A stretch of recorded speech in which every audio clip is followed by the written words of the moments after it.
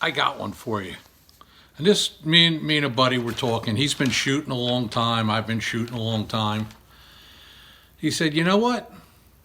It'd be nice if I had a 400-yard aim right at them deer rifle. I said, well, you do.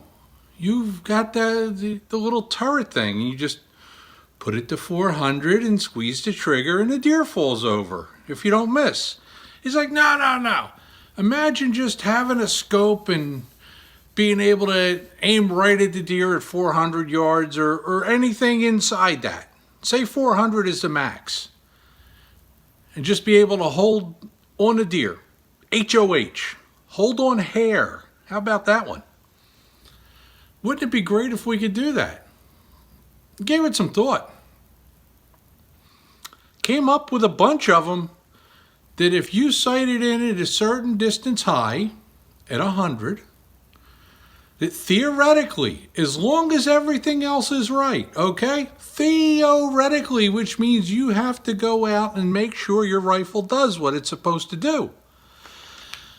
Theoretically does it right. I was able to find it quick, and all of them are made by the same company. But I came up with one really quick, and it just happened to fill the bill really nice. Okay?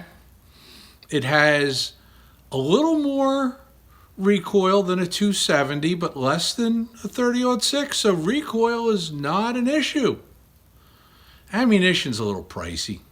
Not everybody makes for it, and they certainly don't make it at the speeds that they're claiming they're getting out of it.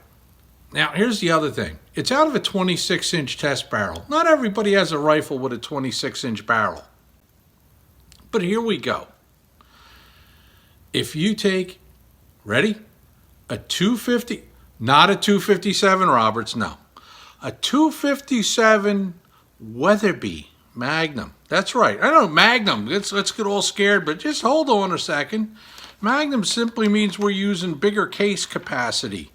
The old 300 H&H or whatever they started with is the base case. Okay, so it's kind of like the PRC bullets where, you know, it's got a fat case and slim neck. Okay, so tell me more. Okay, well, you take a 110 grain ELDX bullet. Now this is a factory loading. Okay, so you can go out and buy it.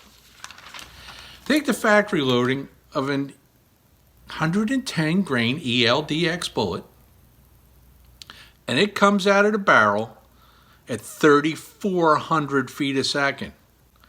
And I know you can push a bullet faster out of there. Not a ton faster, but 3,400 is smoking. You know, if you look at shooting a 130 grain bullet out of a 270 at 3,000, you're talking about 400 feet a second more. 7mm Remington will come close with the 139 grain, but it's not 110 grain going that fast with a pretty high ballistic coefficient. Okay, so that bullet at 100 yards needs to be sighted in 2.6 inches high. Okay, so far so good. That's not crazy high.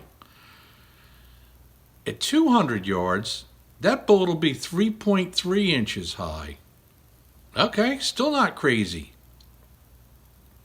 At 300 yards, that bullet is dead on, exactly where you aimed it.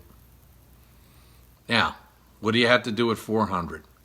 Well, at 400, the drop is 7.9 inches, which isn't super terrible. So all you have to do is hold right on the top of the deer's back, no holdover, even though you're giving it, you know, a little Texas windage or whatever you want to call it. But you could still technically hold on hair and kill the deer. So, for a 400-yard rifle, don't have to hold over on the deer. You could still hold on some part of the deer's body and put the bullet in it. I'd say that's a pretty good rifle. 257 Weatherby Magnum. Hey, till next time, I'm Steve.